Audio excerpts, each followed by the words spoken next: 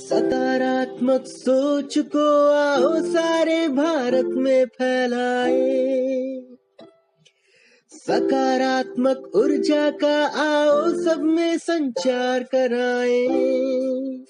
8 जून विश्व महासागर दिवस मनाया जाता है और इस अवसर पर अशोक कुमार मलिक जी, जो नेचर और लाइफ के कवि हैं, वो कीनोट स्पीकर हैं और आरजेएस पीबीएच की ओर से पूर्व मजिस्ट्रेट ओम सापरा जी, जो आरजेएस फैमिली से जुड़े हैं। आज मैं आप सबका अभिनंदन करता हूं, क्योंकि आज बड़े महत्वपूर्ण विषय के डिस्कस करने के लिए हम लोग आए हैं, क्योंकि 8 तारीख को विश्व महासागर दिवस है और सागर अपने आप में एक बहुत बड़ी परंपरा का जो चिन्ह है, हजारों लाखों वर्षों से चल रहा है। उसके साथ क्या क्या मुद्दे जुड़े हुए हैं, पर्यावरण के, मानवीय दृष्टिकोण के, तो सारे के सारे हम उसकी झलक देखेंगे। आज अशोक मलिक जी हमारे बीच में है, उनका स्वागत है। नमस्कार। नमस्कार, मैं अली साजिद हुसैन हूँ। मैं इंडियन ऑयल से रिटायर्ड ऑफिसर हूँ और मैं अभी भी पर्यावरण से जुड़े हुई जितनी भी चीज़ें हैं उसमें मैं रुचि रखता हूँ और उस पर बातचीत करना चाहता हूँ। और ये आरजेएस पीबीएच का जो प्लेटफॉर्म है, ये मैं समझता हूँ बहुत ही इम्पोर्टेंट है और मैं इसके साथ कई वर्षों से जुड़ा हुआ हूँ और हमेशा ये पॉजिटिव इश्यूज़ को उठाते हैं और मुझे बहुत प्रसन्नता है कि आज भी मैं यहाँ पर मौजूद हूँ, जबकि मलिक साहब आज हमें ओशन के बारे में बताएंगे और उसका कितना बहुत महत्व है हमारे जीवन में। तो आइए, विश्व महासागर दिवस 8 जून के अवसर पर नेचर और लाइफ के जो कवि हैं अशोक कुमार मलिक जी, मुख्य वक्ता के रूप में आज सबसे पहले तो यह है कि पृथ्वी के महासागरों के संरक्षण की आवश्यकता पर चर्चा करने से पहले समुद्री जीवन के विभिन्न पहलुओं की जानकारी होना रोचक रहेगा। और भारत के कई भूभाग समुद्र के किनारे बसे हुए हैं, वहाँ का जीवन कितना अद्भुत होता होगा। तो थोड़ा उस पर एक इंट्रोडक्शन चाहेंगे अशोक कुमार मलिक जी से। थैंक यू मना जी। इसमें किसी को भी अगर वो अर्बन सेंटर्स में इतना संवेदनहीन ना हो जाए तो प्रकृति के जितने भी पहलू हैं, चाहे सागर है, चाहे फॉरेस्ट हैं, हमारे माउंटेन्स, नदियां हैं जहाँ से, और जब संवेदनाएं जुड़ी हुई थी तो हम कहते थे जो हिमालय से आने वाली नदियां हिमालय की पुत्रियां हैं। और अरयानी सूत्र जो है वैदिक काल में, उसको उन्होंने बहुत रहस्यमयता से देखा है। और जब हम बड़े होते हैं और पहली दफ़ा सागर के किनारे पहुंचते हैं, जो हमारे अंदर थ्रिल आती है वो हमारे अंदर संचित हो जाती है। तो सागर के बारे में, जंगलों के बारे में, पर्वतों नदियों के बारे में, आसमान के तारों के बारे में, हमारे जो भी हमारे जीवन के ताने बाने से किसी भी प्रकार से उनका प्रभाव है, क्योंकि सृष्टि के मध्य में हम अनेक एलिमेंट से इस स्टेज में आए हुए हैं। उसमें सागर बहुत अपना, जैसे हर व्यक्ति इक्वल है, सागर, फॉरेस्ट, इन सब का योगदान है, लेकिन हर एक का अपना व्यक्तित्व है। We can personify the forest, we can personify ocean,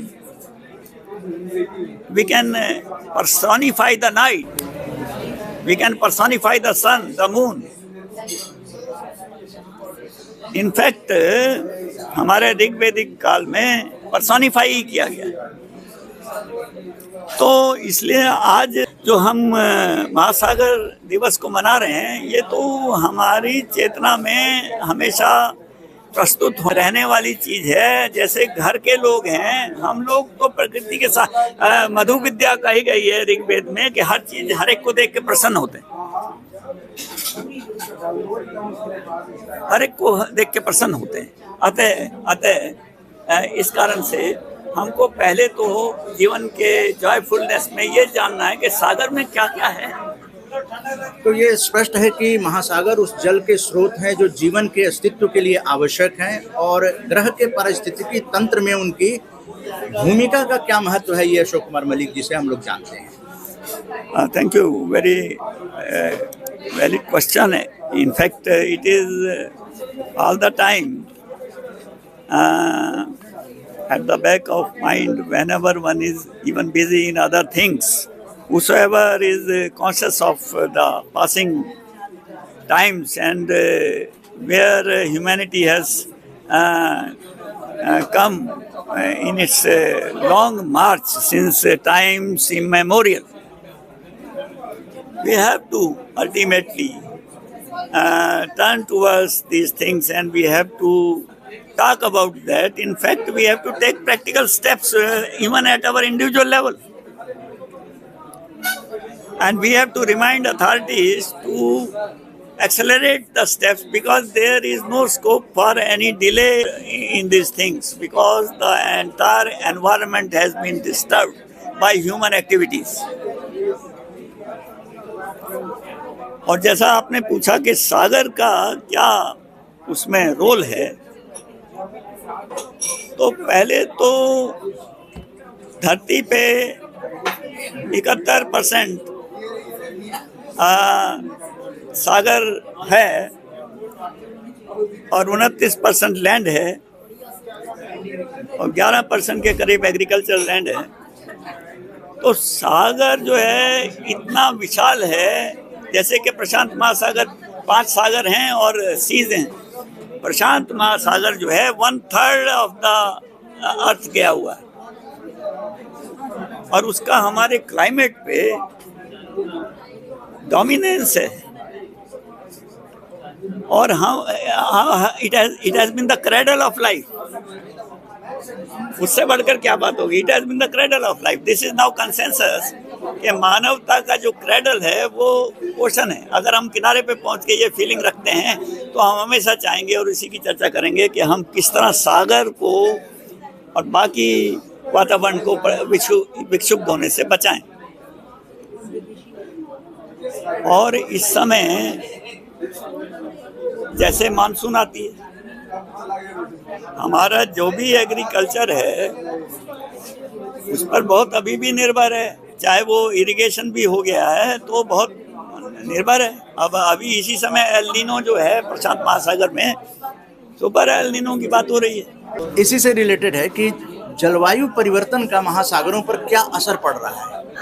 हाँ, उसमें क्या है कि जो फॉसिल फ्यूल्स जो 100 बरस पहले साउथ वेस्ट एशिया में एकदम वरदान के रूप में दिखाई दिया, जो कि मिलियंस ऑफ ईयर्स पहले हमारी वनस्पतियाँ और हमारे जो सूक्ष्म और दूसरे भी जीव धरती के प्रेशर से मिलियंस ऑफ ईयर्स के बाद वो कन्वर्ट हो गए ऑयल में। और वो जब इनको पता चला, उनको जब पता चला तो उन्होंने समझा ये तो वरदान है। और दूरदर्शिता की थोड़ी कमी जरूर ह्यूमंस में रही है। ह्यूमंस की बहुत प्रतिभा है लेकिन दूरदर्शिता कभी कभी नहीं है। तो उन्होंने उसको खूब इस्तेमाल किया और इनफैक्ट इंडस्ट्रियल रेवोल्यूशन में पहले स्टीम थी,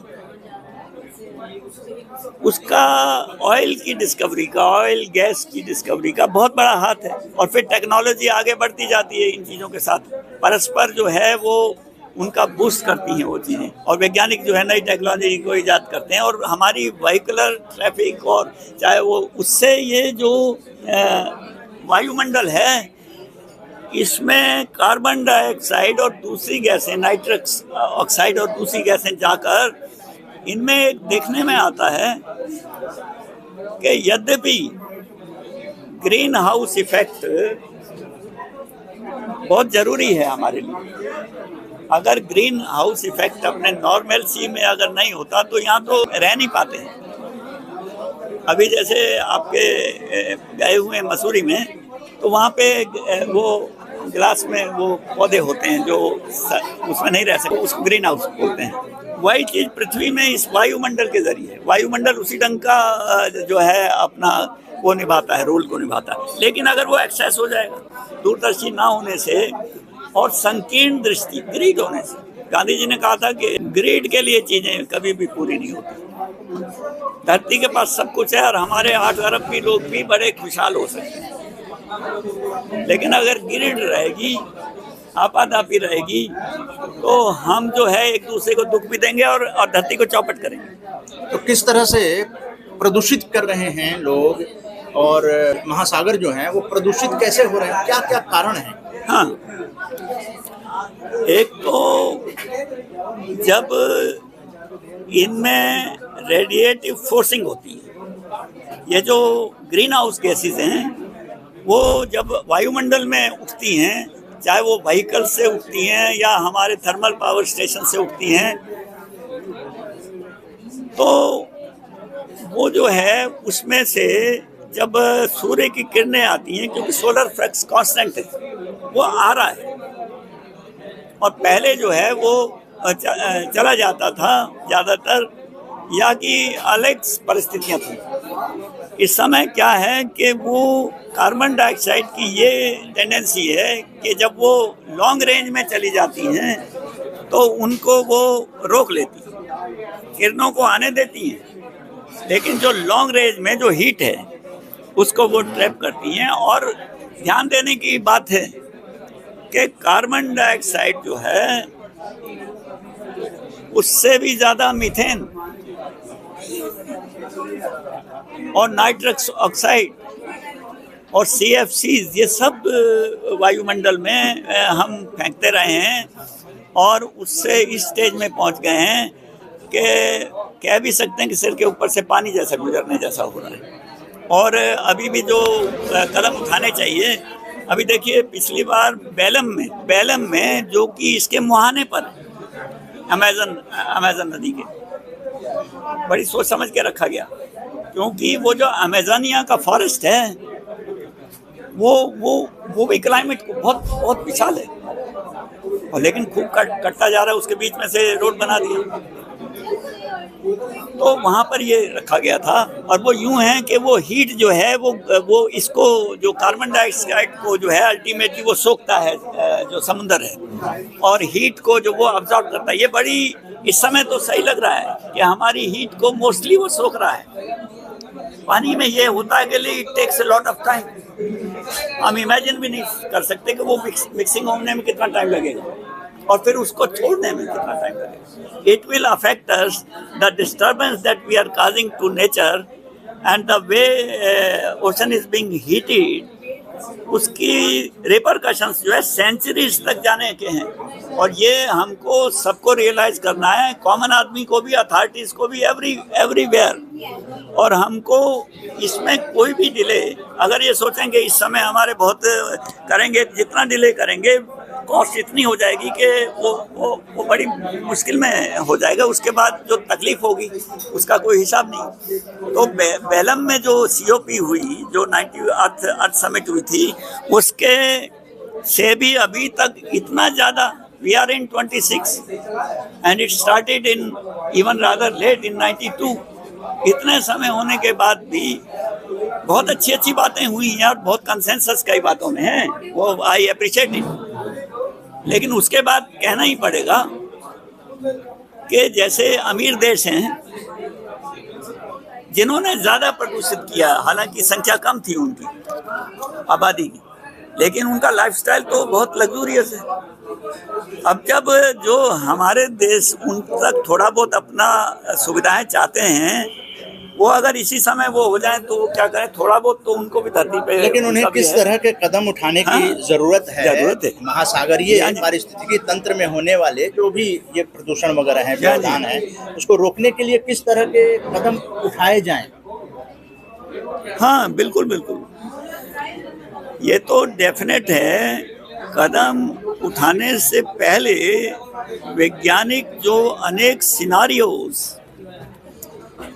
क्योंकि ये बहुत कॉम्प्लेक्स है एनवायरनमेंट, इसको वैज्ञानिक भी एकमत नहीं है कई चीज़ों में। It is very very complex, it is not fully understood, लेकिन इट इज़ वेरी बहुत भारी तरक्की की है विज्ञान ने इसकी अंतर्दृष्टि रखने में। और कंप्यूटर मॉडल्स बनाए गए हैं जिसमें एजम्पशंस की गई हैं, और फैक्ट जो डाटा कलेक्ट करते हैं, हज़ारों साइंसदान और रिसर्चर्स इसमें जुड़े हुए हैं। वो जब आंकड़े देते हैं वो कंप्यूटर में डाले जाते हैं। और IPCC ने जब इस क्वेश्चन में गए तो उन्होंने कहा कि अगर हमने ये स्टेप नहीं लिए, अर्थात कि ये जो हमने ये इसको रोका नहीं, हीट जैसे ये फ्यूल्स का जो हो रहा है, तो इसको स्टॉप करना पड़ेगा एक समय पर जाकर। क्या आम आदमी भी इसमें कुछ भूमिका निभा सकता है? हाँ जी, बिल्कुल आपने ठीक कहा। बिना आदमी, एक तो 8 अरब की आबादी है और एक मिलके बहुत होते हैं। जैसे छोटी छोटी बातें लगती हैं, अपने घर में आपने बिजली जगाई, जरूरत थी, आप दूसरे कमरे में गए, आपने बिजली बुझाई नहीं, आपने नल का खोला और हाथ धोए और किसी से बात करें, नल का चल रहा है। आप बाजार में गए, पॉलीथीन को ही लेके कर रहे हैं। आजकल प्लास्टिक कोई जगह नहीं है, इवन प्लेसेंटा में भी पाया गया है। वहाँ वो इतना भी नहीं कर पा रहे कि वो थैला दूसरा लेके जाएं। अगर हम बिजली कम करेंगे तो बिजली उत्पादन में डिमांड कम होगी, और उसमें जो कोयला अभी भी खानों से निकल रहा है और थर्मल पावर स्टेशन में कोयला जलेगा, उस डिमांड कम होगी तो कम ही होगा ना, तो वो योगदान इंडिविजुअल का वहाँ पहुँचेगा। तो हमको उसको थोड़ा ना मानना चाहिए, और 8 अरब लोग अगर कुछ इसमें जितना हो सके कर लें तो उसका असर वहाँ तक जाएगा। अच्छा, कहते हैं अशोक कुमार मलिक जी कि समुद्र के किनारे के कुछ शहर जो हैं वो डूब जाएंगे, तो आपके विचार में समुद्र के स्तर में वृद्धि के दीर्घकालिक परिणाम क्या होंगे और इसका मानव जीवन की गुणवत्ता पर क्या प्रभाव पड़ेगा?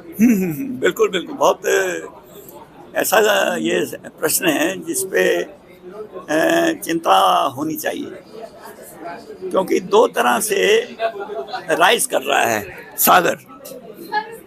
एक तो डायरेक्टली हीट के कारण से हमारे ग्लेशियर्स, हमारे आर्कटिक का जो बर्फ है वो थिन हो जाता है समर में, और उसमें से हजारों, दैट इज कॉल्ड काविंग, उससे आइसबर्ग्स निकलते हैं, बढ़ रहा है। और इवन अंटार्कटिका का भी हो रहा है, उससे वो सागर का जो तल है बहुत थोड़ा, लेकिन वो होता जा रहा है।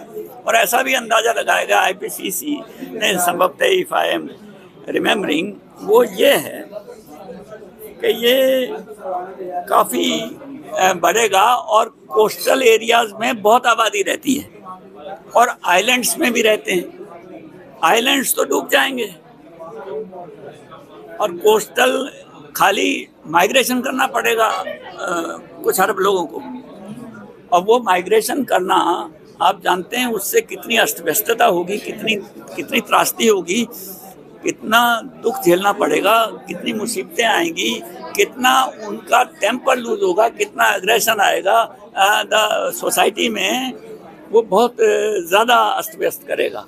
और उनकी रोजी रोटी और जो इंफ्रास्ट्रक्चर है बनाया हुआ किनारों पे, वो कितना उसमें वो लगा है, वो सब चला जाए, वो नष्ट होगा अगर हम उसके लिए कोई उसको रोकने के लिए कोई ना करेंगे। दूसरा जो कारण है ओशन का राइज करने का, वो इससे भी बड़ा है। IPCC ने कहा कि हमारे हिमालयन ग्लेशियर्स जो हैं, हिमनद जो हैं, वो पीछे हटते जा रहे हैं। और भी यहाँ बहुत हैं, हिमालय तो बहुत हज़ारों हैं वहाँ पर, और दूसरे आप्स में और दूसरी जगह पर हैं, उसमें ये सब जो हैं वो होते जा रहे हैं। इसका पानी अल्टीमेटली सागर की तल को बहुत थोड़ा बढ़ा रहा है, लेकिन बढ़ाता जा रहा है। और दूसरा जो इसका उससे भी ज़्यादा जो असर पड़ेगा वो थर्मल एक्सपेंशन है। जब वो हीट होता है सागर तो उस कारण से भी एक्सपेंड करता है, खाली पानी आने से। और उसका ये होगा कि इधर से तो फ्रेश वाटर आ रहा है, कूल वाटर आ रहा है, उधर से थर्मल हीटिंग से वो हो रहा है। तीसरा जो है, जो समुद्र की करंट्स हैं, जो धाराएं चलती हैं, जैसे बेंगुला करंट है, हम्बोल्ट करंट है, ऐसी ऐसी चीज़ें, ये मिक्सअप होते होते जब हॉट होगा उनमें विक्षुब्ध होंगी वो, और उससे जो समुद्रों के कारण से तूफान आते हैं, हरिकेन्स आते हैं, ये जो पानी लेकर चलते हैं जो हवाएं मानसून की, ये सब अस्त व्यस्त हो जाने से कहीं तो ड्रॉट पड़ेगा। यहाँ तक की बात हो रही है मेगा ड्रॉट्स की। अभी तो हम जब हिस्ट्री इतिहास बोध करते हैं तो जब ड्रॉट पड़ते थे तो त्रासदी मच जाती थी। ऐसे ही जो हरिकेन्स अभी भी हम देखते हैं तो अमेरिका वगैरह में इधर उधर और बंगाल की, तो वहाँ कितना जान माल को नुकसान करते हैं वो। ये मेगा साइक्लोन्स, मेगा उसकी अंदेशा है, और ये इतना होगा कि प्रेडिक्टेबल भी नहीं होंगे आसानी से। उसके लिए दोबारा से आपको ये सारा चीज़ होगा उसमें। लेकिन इससे ऐसा भी अनुसंधान है कि जब हम ज़्यादा गर्मी हो जाती है तो हमारे टेम्पर जो खराब होने लगते, हमारे टेम्पर खराब होने लगते। और अभी हम देख रहे हैं कि मेरा ऐसा मानना है कि जैसा कि एक दिन मैंने और प्रोग्राम में कहा था कि क्योटिक है हमारी इमोशंस, और वही इमोशंस जो हैं इंटेलेक्ट में तो बहुत हैं लेकिन उसका इस्तेमाल नहीं हो रहा है, और क्योटिक इमोशंस हैं उसमें अगर ये हीट पड़ने लगी तो लोग को खाने को भी कम हो गया, आबादी को भी आप नहीं चेक करेंगे। ये सारे कोऑर्डिनेशन थिंकिंग करनी पड़ेगी, बार बार ब्रेनस्टॉर्मिंग करनी पड़ेगी, उससे टेम्पर लूज होंगे, और टेम्पर लूज होंगे तो कॉन्फ्लिक्ट बढ़ सकते हैं। तो पर्यावरणीय संतुलन की वर्तमान स्थिति के संदर्भ में भविष्य में पृथ्वी पर जीवन के संभावित परिदृश्य क्या हो सकते हैं? जी, बड़ा अच्छा क्वेश्चन किया आपने, बहुत अच्छा क्वेश्चन है, क्योंकि अगर ये दूरदर्शिता नहीं भी दिखाई है अब तक तो अभी दिखा दें। अभी तक तो नहीं दिखाई है दूरदर्शिता, ये बार बार आलोचना करनी पड़ती है, लेकिन अभी भी दिखा दें। और कम से कम जो वैज्ञानिकों का तो बात मान लें, जिसके हक जो गाइड कर सकता है या आगे की राहों पर रोशनी डाल सकता है उसको सुनना पड़ेगा हमें। अगर बीमारी है तो डॉक्टर को ही बात करनी पड़ेगी, उसकी सलाह माननी पड़ेगी। इस इतनी कम्प्लेक्स को जब वही विवाद में है, वैज्ञानिक ही थोड़े बहुत कई मामलों में अनसर्टेनिटीज ऐसी हैं इस कम्प्लेक्स, क्योंकि earth is an ecosystem entire, biodiversity है उसमें, ये सारा ताना बोना इतना। और उसमें सबसे ज़्यादा, जैसा कि एक प्रोग्राम में मैंने कहा कि ह्यूमन इकोलॉजी जो है, उसको किसी ने कहा कि ये ह्यूमन इकोलॉजी एक नया शब्द है। मैंने कहा नया शब्द नहीं है, आप you cannot wish away human beings ना, उसकी अपनी एक इकोलॉजी बन गई है, वो इंटीग्रेटेड नहीं है नेचर के साथ में। लेकिन उसको करेगा कौन और कब करेगा, that is the point, that is the point. तो आगे आने वाले टाइम में अगर यहाँ की बायोडाइवर्सिटी डिस्टर्ब होगी भारी, और चेन रिएक्शंस होंगे उसमें, क्योंकि उसका अननोन इफेक्ट्स हैं।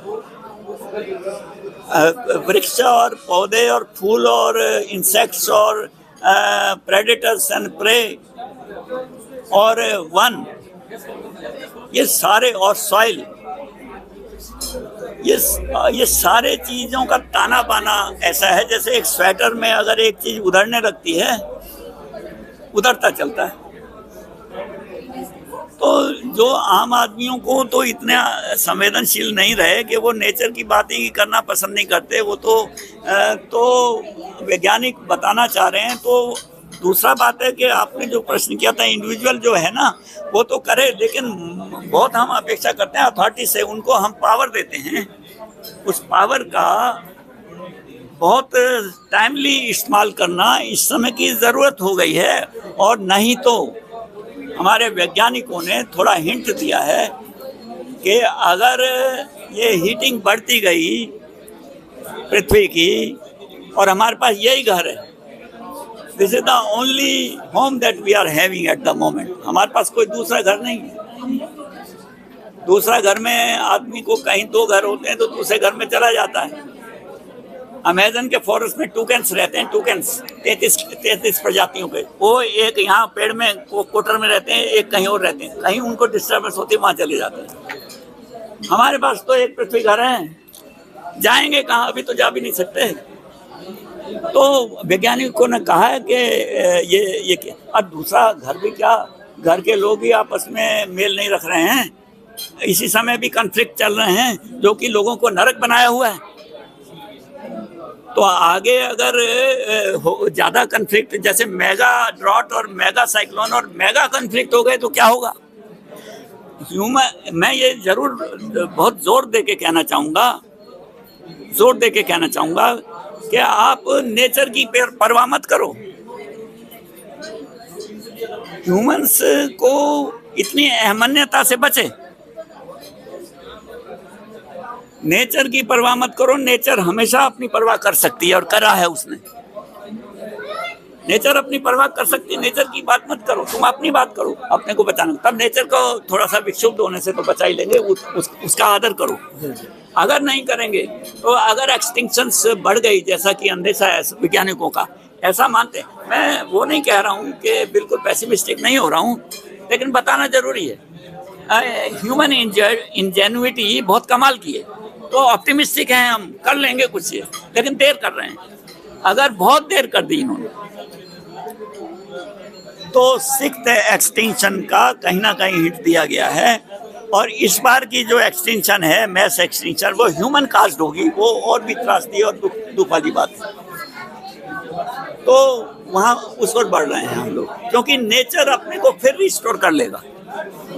फिर से वही प्रजातियां नई आ जाएंगी। इनफैक्ट अरबों प्रजातियां थी जो लुप्त हो गई हैं। जो नेचुरल रिदम है नेचर का, उसमें बहुत कम प्रजातियां लुप्त होती थी। ये कोई सर्टन नहीं है, जैसे कुछ 100 साल में एक आध प्रजाति, अभी तो 1000 गुना बढ़ गया, कोई बताते हैं आंकड़ों के हिसाब से। तो अगर इतना मैस एक्सटिंक्शन की तरफ बढ़ गए ना, तो आई थिंक मैं पेसिमिस्टिक नहीं हो रहा हूँ।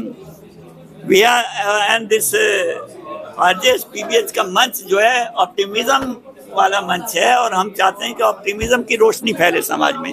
लेकिन उसके लिए आपको कदम बढ़ाने होंगे। जैसा कि मन्ना जी ने पूछा कि इंडिविजुअल को भी बढ़ाने होंगे, लेकिन जिनको हम एम्पावर करते हैं उन लोगों को हमने शक्ति दी है, उनको तभी वो आदर करेंगे जब इस सबसे बड़ी चुनौती इस समय की, क्योंकि ये एंटेंगल्ड है, ये कॉन्फ्लिक्ट से भी जुड़ी हुई है, ये पॉवर्टी से भी, ये सब चीजें हैं। जी अशोक कुमार मलिक जी ने आपने जो परिदृश्य पहले थे उसके बारे में भी चर्चा की, और आज जो परिदृश्य है उसकी भी चर्चा की। और अभी समय है कि अगर जाग गए लोग, अथॉरिटी या फिर जो आम लोग हैं, सभी जागरूक रहें। विश्व महासागर दिवस जो 2026 है, इस पर इस तरह का संकल्प विश्व के लोगों को भी लेना होगा, अथॉरिटी को भी, जैसा अशोक कुमार मलिक जी ने कहा। दृष्टिकोण देते हुए और धन्यवाद देते हुए आज की बैठक का आपका बहुत बहुत धन्यवाद है। मैं इसमें सिर्फ 2 बातें कहूँगा। इसके 2 पहलू हैं। एक तो है मानवीय दृष्टिकोण। उसके संबंध में तो मैं एक छोटी सी कविता लिख के लाया हूँ, जो मैं इंडोनेशिया बाली गया था, वहाँ लिखी थी, समुद्र के ऊपर महासागर का क्या क्या चेहरा है। और दूसरा उसका लीगल एंगल से। तो मलिक साहब ने अभी कहा कि अथॉरिटीज़ को हमें कहना पड़ेगा और उनकी रिस्पॉन्सिबिलिटी हो। वो अथॉरिटीज़ क्या हुआ मैं बताऊँगा लीगल एंगल से। उस अथॉरिटी का नाम है international court of law of the sea. इसका जो कन्वेंशन है 1982 में पास किया था यूएनओ के लोगों ने मिलकर, लेकिन अडॉप्ट हुआ जाके 1992 में, मतलब उसको 12-13-14 साल लगे। और कारण क्या है कि सबसे बड़ा कंट्री जो माना जाता है यूएसए, उसने उसको रेटिफाई नहीं किया, अप्रूव नहीं किया, क्योंकि उसका 2/3 जो मेजॉरिटी सीनेट की, उन्होंने अप्रूव नहीं किया था इसको। और दूसरी बात ये है कि ये जो बॉडी है, इसके बाद बहुत सारी पावर्स हैं। उसमें पर्यावरण भी है, वार वेसल्स के बारे में भी है, फिशरी के बारे में भी है, पोल्यूशन के बारे में भी है, इन सब चीज़ों के बारे में। और जो उसमें डिफाइन किए गए हैं वो काफ़ी डिटेल में है। वैसे मैं उसमें सिर्फ हेडिंग उसके बता देता हूँ। एक तो है इंटरनल वाटर्स, उसके बारे में क्या किस कंट्री की पावर्स है। दूसरा है कॉन्टिन्यूस जोन, 11 किलोमीटर में एक माना जाता है जुरिडिक्शन, 22 किलोमीटर का दूसरा माना जाता है, 200 किलोमीटर का उस कंट्री की कोई जुरिडिक्शन नहीं है, फिर वो इंटरनेशनल बन जाता है। उसके बाद हाई सीज आ जाते हैं। तो इसे सी को इन्होंने इस कोर्ट ने डिफाइन किया हुआ है कन्वेंशन के अंदर। और सबसे अच्छी खुशी की बात है कि वहाँ पे जो फर्स्ट इंडियन जो जज है, 21 जजेस हैं वहाँ पे टोटल इंटरनेशनल ट्रिब्यूनल में, जो लॉ ऑफ द सी पर है, सिर्फ सी पर। और उसका जो हेड ऑफिस है वो जर्मनी में हैम्बर्ग में है। और वो नीरू चड्डा हमारे हिंदुस्तान की जो चीफ लॉ ऑफिसर थी गवर्नमेंट ऑफ इंडिया की, वो वहाँ पर इस टाइम जज है। तो उनके थ्रू गवर्नमेंट ऑफ इंडिया वहाँ पर इन सब हमारे जो इश्यूज हैं वहाँ पे कह सकते हैं। आज का इस अवसर में मैं बहुत थैंकफुल हूँ अशोक कुमार मलिक साहब का कि उन्होंने जो सागर है, महासागर है, उसके प्रति हम लोगों को बहुत जागरूक कराया है। और मैं समझता हूँ कि आज के इस युग में जबकि हम लोग सब इंटरकनेक्टेड हैं, ये मैसेज ये जो ओशन डे पर हर तरफ जाना चाहिए है कि हमारे कुछ उत्तरदायित्व हैं, हमारी कुछ रिस्पॉन्सिबिलिटीज़ हैं नेचर के प्रति, एनवायरनमेंट के प्रति, इकोलॉजी के प्रति। और मैं समझता हूँ कि आज हर जागरूक व्यक्ति का ये रोल होना चाहिए है कि वो प्रकृति के प्रति हमारे क्या दायित्व हैं उनके प्रति हमें सजग होना है। और आरजेएस का मंच हमेशा इन्हीं बातों को उठाता रहा है। और मैं समझता हूँ आज के इस युग में हम सबको ये चाहिए है कि हम बहुत ही रिस्पॉन्सिबल बिहेवियर अपनाएं प्रकृति की तरफ। जैसे कि आपने बताया कि nature produces enough for everyone's need but it does not produce enough for everyone's greed. तो मैं समझता हूँ कि अगर हम अपने लाइफस्टाइल को मॉडिफाई करें तो एक सस्टेनेबल वर्ल्ड की तरफ हम लोग बढ़ सकते हैं। और क्योंकि ये जो इकोसिस्टम है, जैसा मालिक साहब ने बताया, इसमें हम लोग सब इस इकोसिस्टम का भाग हैं। और हम अगर अपनी जीवन शैली को नेचर के प्रति संवेदनशीलता से उसको अपनाएंगे तो मैं समझता हूँ कि हम इस पृथ्वी को बहुत एक स्वर्ग सा बना सकते हैं। क्योंकि प्रकृति जो है वो चाहती है कि हम लोग बहुत ही रिस्पॉन्सिबल बिहेवियर करें। और आज के इस कार्यक्रम में मुझे बहुत प्रेरणा मिली है और मैं मुन्ना साहब का धन्यवाद करूंगा कि उन्होंने मुझे यहाँ बुलाया और मुझे इस बात को समझने का अवसर मिला। और मैं व्यक्तिगत रूप से भी अब इस ओर बढ़ूंगा, अपना बिहेवियर अपना इम्प्रूव करूंगा, अपने घर वालों का, अपने जो हमारे फ्रेंड सर्कल में भी मैं इस बात की चर्चा करूंगा। धन्यवाद। धन्यवाद। मेरे को बहुत बहुत, मेरा नाम कमलेश है और मलिक जी से मुझे बहुत प्रेरणा मिली। शायद मैं भी अपने सबको बताऊंगी कि ये सब ना करके नेचर की तरफ हम लोग बढ़ें तो ज़्यादा बेस्ट रहेगा। बहुत बहुत धन्यवाद। आज जो है हम चर्चा कर रहे हैं क्योंकि विश्व महासागर दिवस का आयोजन होना है और उस संदर्भ में हमारे क्या क्या मानवीय दायित्व हैं उनकी हम चर्चा कर रहे हैं। RJSBBH, तो मैं आप सबको धन्यवाद करता हूँ। ये कविता है मेरी इसी विश्व महासागर दिवस के अवसर पर, जो मेरी स्वरचित है। इसका शीर्षक है समुद्र पर एक गीत। आशा है आपको पसंद आएगी। कविता है, समुद्र तुम चलते हो निरंतर, समुद्र तुम चलते हो निरंतर, हमारी प्रेरणा हो तुम, हमारी प्रेरणा हो तुम। युग युग से अनवरत चलती, युग युग से अनवरत चलती, जीवन यात्रा हो तुम, जीवन यात्रा हो तुम। कितने युग बीते जग में, कितने युग बीते जग में, पर थके नहीं कदम तुम्हारे, पर थके नहीं कदम तुम्हारे। हम भी जीवन वन में भटके, हम भी जीवन वन में भटके, खोजें पथ के तारे, खोजें पथ के तारे। मंद मंद समीर बहती संग तुम्हारे गाती है, मंद मंद बहती समीर भी संग तुम्हारे गाती है। हर पीढ़ी की आशा बनकर संदेश नया ये लाती है। हे सागर, ये सुनिए, बड़ा अच्छा शब्द है ये। हे सागर तुम शाश्वत यायावर, हे सागर तुम शाश्वत यायावर, अमर पथिक कहलाते हो, अमर पथिक कहलाते हो। लहरों के संगीत से जग में साहस भर जाते हो। कभी हृदय की प्रेरणा हो, कभी हृदय की प्रेरणा हो। चिंतन का तुम सार हो, ऋषि मुनियों की साधना के जैसे जीवंत विचार हो। थके नहीं तुम सागर, थकते नहीं तुम सागर, युग युग यूं ही बहते हो। जीवन के हर सत्य को लहरों में कहते हो। नर नारायण का संगम जैसे, नर नारायण का संगम जैसे पावन जीवन धारा है। सत्यम शिवम सुंदरम सा जग में अमर तुम्हारा नारा है। ये पंक्ति बहुत अच्छी है, सुनिए। नाविक भी हम, यात्री भी, नाविक भी हम, यात्री भी हम, जीवन के सागर के तैराक, ईश्वर की इस लीला में हम भी उसके सहयात्री हम। प्रेम स्नेह की प्रतिमा तुम, अंतिम पंक्ति है ये। प्रेम स्नेह की प्रतिमा तुम, अनगणित प्रेम कहानी हो, अनगणित प्रेम कहानी हो। सचमुच अद्भुत, सचमुच अनमोल, जग की अमर निशानी हो, जग की अमर निशानी हो। धन्यवाद बहुत बहुत।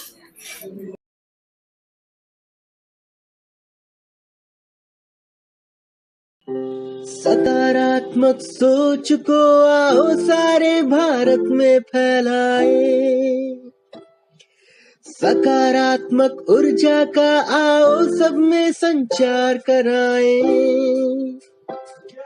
ऐसा ना हो कि हम अपनी जिम्मेदारी भूल न जाएं। क्यों इंतजार करें हम किसी का, आओ एक मशाल जलाए। सकारात्मकता के उदय का चलिए हम उद्घोष कराएं। RJS जय हिंद के नारों से अपना देश जगाए। RJS वंदे मातरम से सारी सरकार